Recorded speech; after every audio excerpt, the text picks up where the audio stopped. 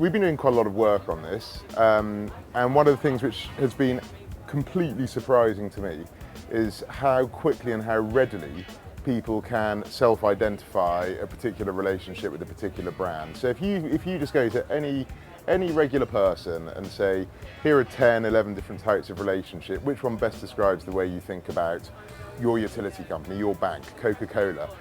People are really fast at doing that, and there's no complexity. So we found just asking people turns out to be really quite a straightforward way of doing it. The question is how companies can use enough data that they might generate digitally and yet still maintain a human relationship at the same time.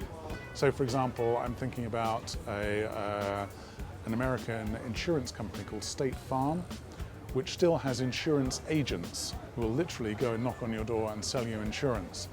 And they are planning to survive into the modern world by maintaining a human relationship even as they offer digital products online. We've had people describing brands like TripAdvisor as a teammate, and because they see themselves united in this goal of getting rid of bad travel experiences. So for people who think like that, TripAdvisor is a teammate. We've seen other ones. On the Rocks is a relationship type we have, and relatively unsurprisingly, you occasionally see some banks coming through in that particular category. People seem to be really naturally comfortable talking about the relationships they have with brands in the context of using human relationship language. So we've done that. The other way you can do it is by looking for clues in the data. And so quite often people will behave in a specific way, and that can lead you to a conclusion that they're in a certain type of relationship with the brand.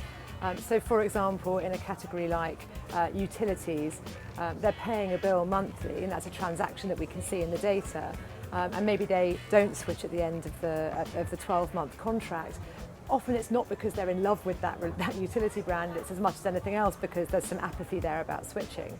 And so when we look at relationship kind of types, that looks a lot like somebody thinking you're a passing acquaintance perhaps. If you can afford your utility bill, you're not worried about switching and you don't really care about the brand.